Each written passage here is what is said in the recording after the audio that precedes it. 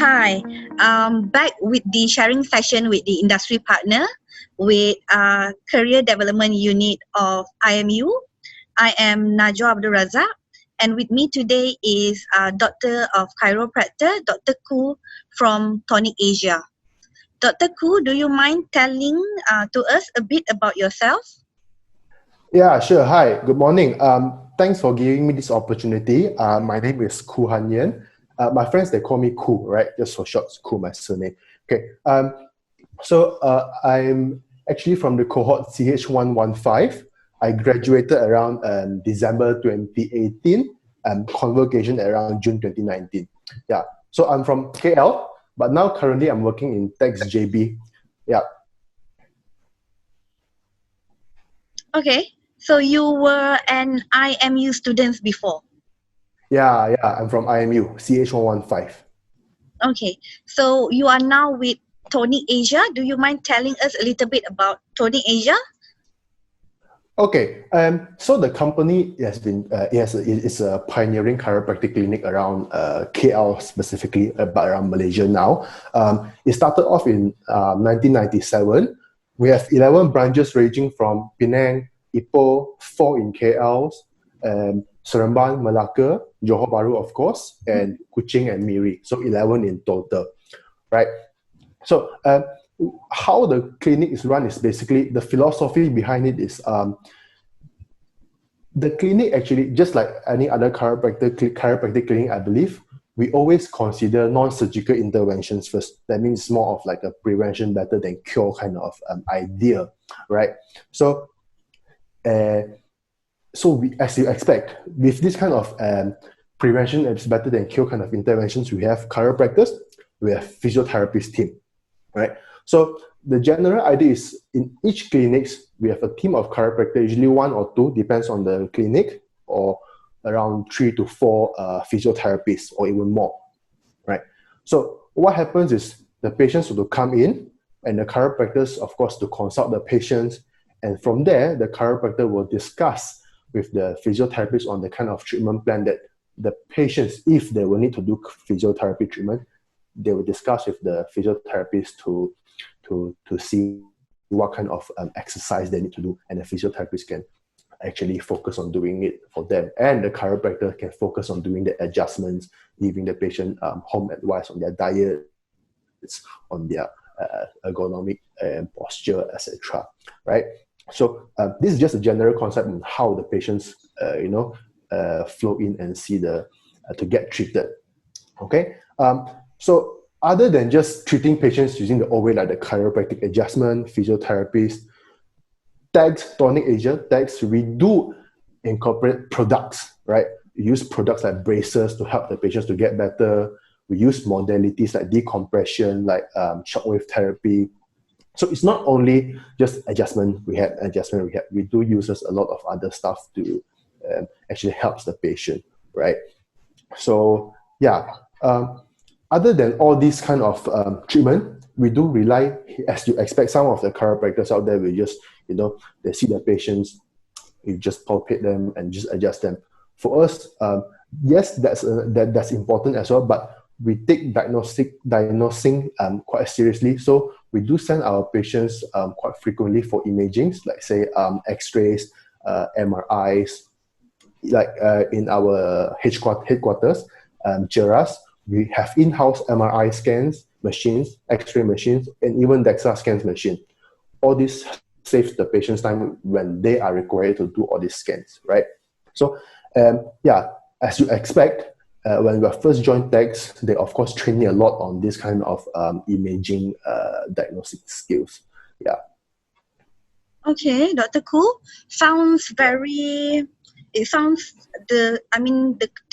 I would say the clinic, the center sounds very impressive with the many number of branches and also the equipment that you do provide at Tonik Asia.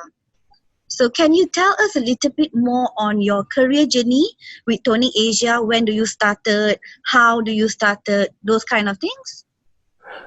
Sure. As I said, I graduated around December 2018. I joined Tex around March, April 2019. Of course, I joined them as an intern chiropractor, trainee chiropractor first. Okay. Yeah.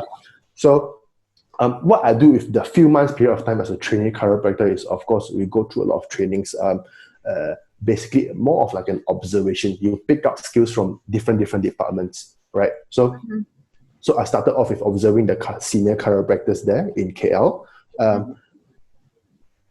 During the observations, I would say the important part is not that observing them, how they adjust, how they diagnose the patient. It's more of a communication that you need to pick up, because that's what you don't learn in school, right? You learn the theory part from school, from like say IMU.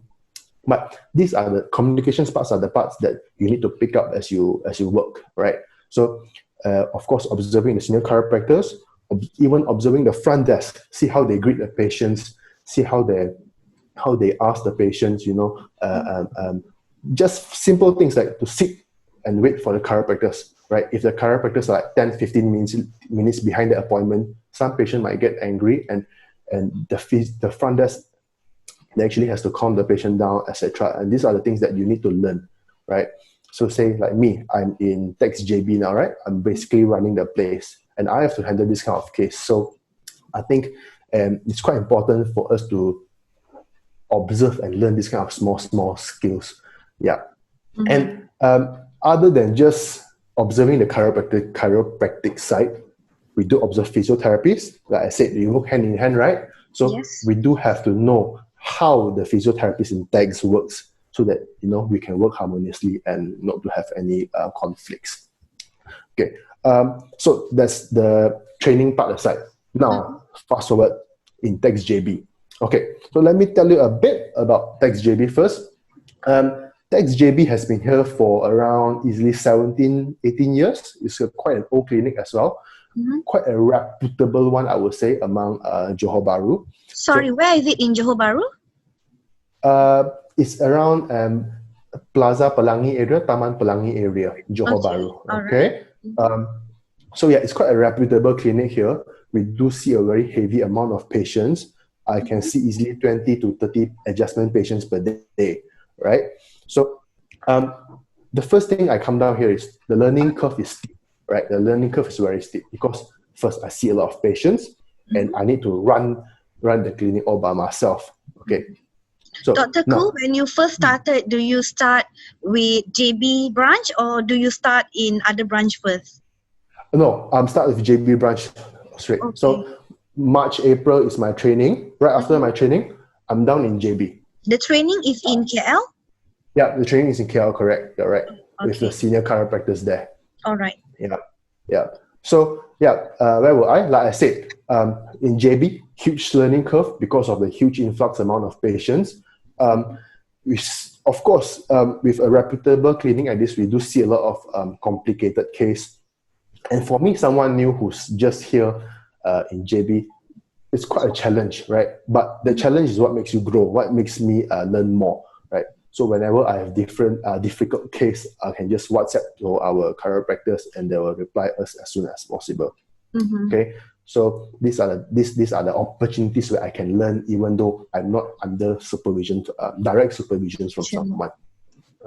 Okay, so that's the clinical side. Now the management side, right? So TAGS, they don't just treat the chiropractors as someone who see the patients, adjust the patients. They want the chiropractor to be independent, to run the clinic. So now I'm running TAGS JB. Okay, so I'm in charge of the marketing. I'm in charge for the clinic's performance, everything head to toe, right? Sorry, so, Dr. Koo. How do I? Sorry, Dr. Koo. If I may jump in a little bit, I just want to ask, for example, in JB branch, so how many doctors do we have in total in each branch? Like estimated number of doctors in each branch. Right. So average, there's only in outstation branch you're saying, average, there's only one chiropractor, resident chiropractor, only one. Okay. But from time to time, there are other chiropractors who come down, like for JB. Twice every month, other doctors will actually come down to help us, to help me to see some of my patients, right? I see. Yeah.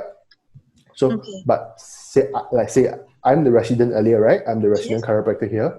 So I'm the one who's in charge of the performance, their marketing events, everything from head to toe. But the other Understand. chiropractor, when they come down, they'll just treat the patients. Understand. So now we are moving to the management side again. Sorry. Yeah, okay, no worries. Yeah, so management side. Like I say, I'm a new guy, okay? Let's be frank, I'm a new guy here. Yes, I've only been here for around a year. Yeah, I came down to JB June 2019. So now it's July 2020, sorry. So it's only a year. And of course, there are a lot of things where I don't know yet, okay? Yes. But thankfully, Tax has a very good support system from HQ where they will monitor all the branches chiropractors very closely. So say, for example, if I were to run a marketing event now and I have any troubles on doing so, I can always consult the headquarters, their management team, and they will advise me accordingly, right? And other than that, I actually rely heavily on my team, my front desk, my clinic admins, even my physiotherapists, because they have been here way longer than I have, right? They've been here for easily 2-3 years, and they know the demographic here better than I am. So whenever I were to suggest a marketing event, they will always advise me, so that I don't waste the resources, I don't waste the budget, etc. Okay, so this is the management side done. So to conclude things up, working in JB, like any other branch, like say even working in Miri or Kuching, your learning curve is going to be steep because you are the only one there. So if you were not to, you can't learn quick, you can't adapt fast. I would say it's pretty difficult to survive among the competition. Okay. All right. Now, other things that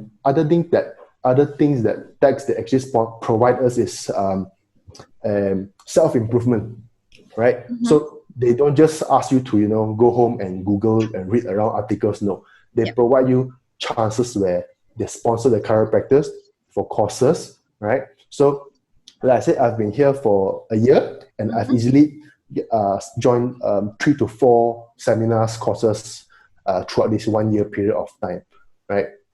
So they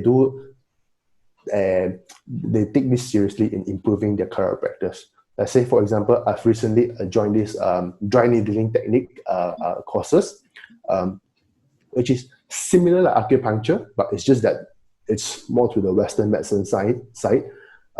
So it's not a chiropractic skills, but it's something that we can incorporate into our treatment. Okay, so why would I want to learn it if it's not a chiropractic skills, right? Because if you were to stand out among your competition, you need to have special skill sets. Make sense? Yes. Yeah.